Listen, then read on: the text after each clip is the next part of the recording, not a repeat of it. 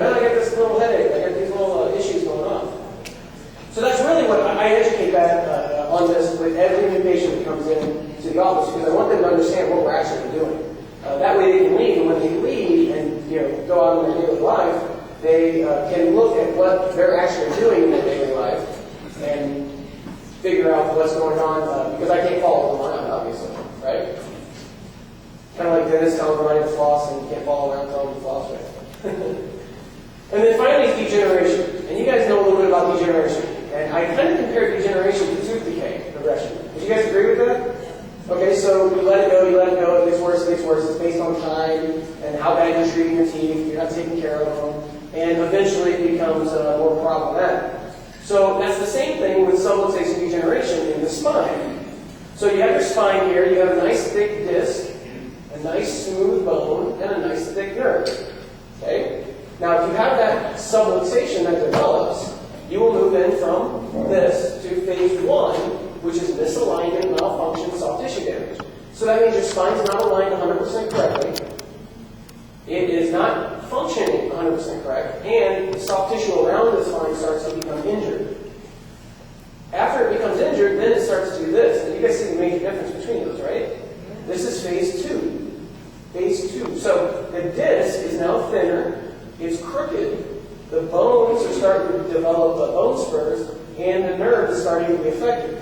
Generally, I see people in between those two stages. So pain shows up late.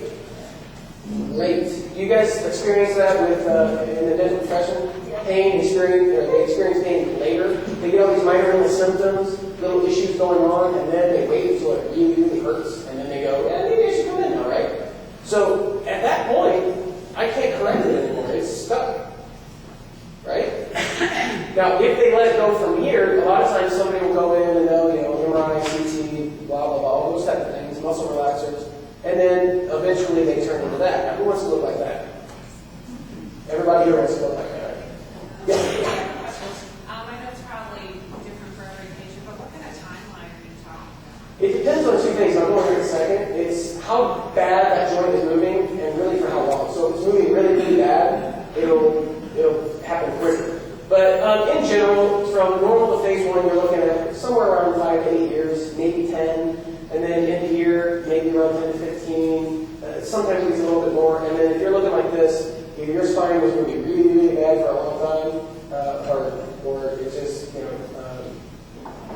basically, if you have an injury. So there's two different types. There's repetitive injury, and there's a one-time injury. I'll go over that in a second. Okay? But really, time frame, like I said, anywhere from 5 to 20 years can get that whole thing. But patients don't know that. I went to a neurosurgeon's office, and he was about to do surgery on someone, and they asked me, did this just happen overnight, or what happened?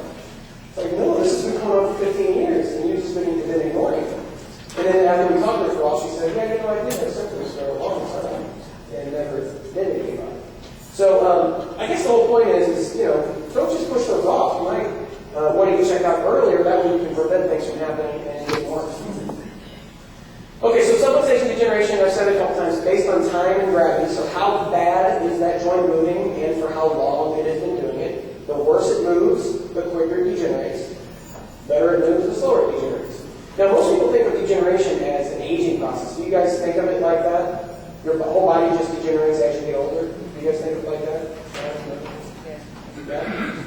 Well, that is true to an extent. But what I'm talking about with this is this happens in one joint or two joints, not your entire body. So if it was an aging process, wouldn't your whole body do that at the same time? Right?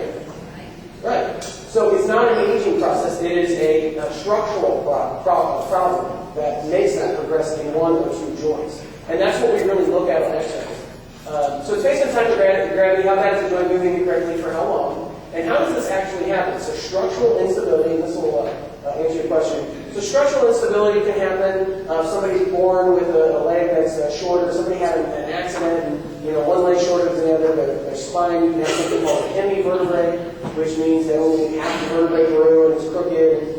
Structural problems can happen. There's a lot of things we can do to fix things.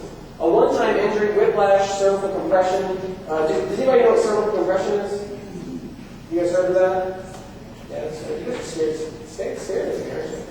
Yeah? Okay, well, cervical compression is basically when your head starts to fall forward and your eyes will actually look down towards the floor. Well, you don't want to look down towards the floor all the time, so you will look up, but you won't look up like this, you'll look up like this. And the only spot that moves is right here at the top of your neck, and that's called cervical compression. I love when I do that, I start sitting up straighter. I love it. Alright, so a one-time injury or repetitive trauma. Does anybody here know of any doctors that maybe do repetitive trauma to their neck when they're looking at somebody's arm? Anybody? Yeah? Alright, so structural instability happens, and it can happen in one spot. So obviously, this structure is going to start having more weight put in this side, right? So if there's more weight on this side will crumble quicker than the other side. Agreed? Right? So, if you look at an x-ray, if there's more weight or more pressure being put on one joint, or this is an MRI, but more weight or more pressure being put on one joint, that joint will degenerate quicker than the rest of it. And that is a major problem. You start to get disc bulging into the spinal cord, and then you can have all sorts of horrible problems. Okay? These people generally crawl into my office. Or they can't come in at all and they need to get surgery. So that just makes sense. Structural instability, you really look at how your structure is and how you're standing up. And for orthodontics, it's the same thing. You know, structure is a lot with orthodontics, right? And how the teeth are actually put together and how structurally sound they are.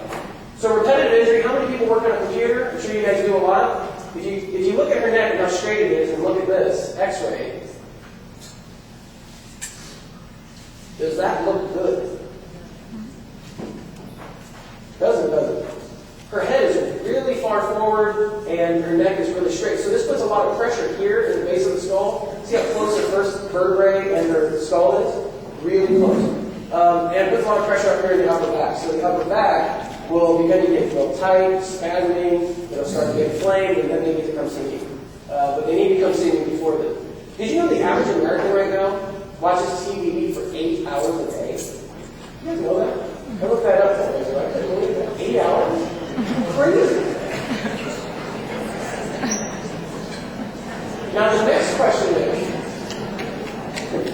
everybody's comparing. Wait, how many hours do I watch? I watch this show, I watch Boss, American Idol. Oh man, I'm 8 hours.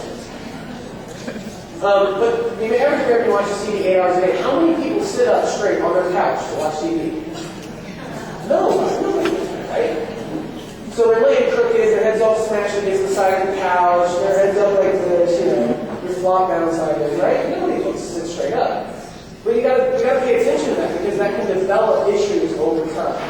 And those are the type of things I'm talking about. Computer work, a lot of data entry type positions, they look at a computer 7 to 8 hours a day, and they're sitting and they're leaning forward. So you really got to think about ergonomics there, and where should the computer screen be? Should be back? Make sure they're not turning a lot, because over time, repetitive injury that'll develop problems. This is my favorite picture. She is just blown away by the stuff I'm saying today. Blown away.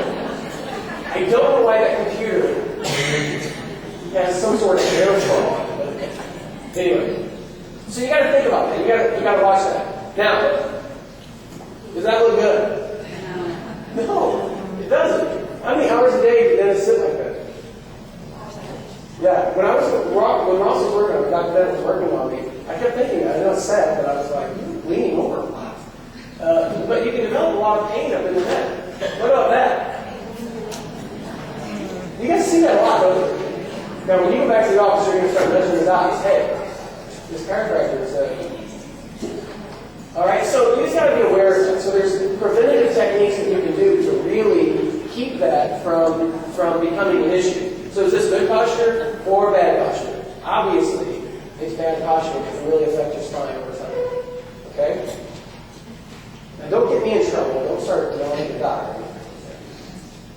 All right, major traumas, falls, car accidents, those type of things will develop degeneration quicker. So why should you get treatment? Well, like the degeneration scale I showed you a minute ago, this is an x-ray of somebody's spine, it becomes very, very straight.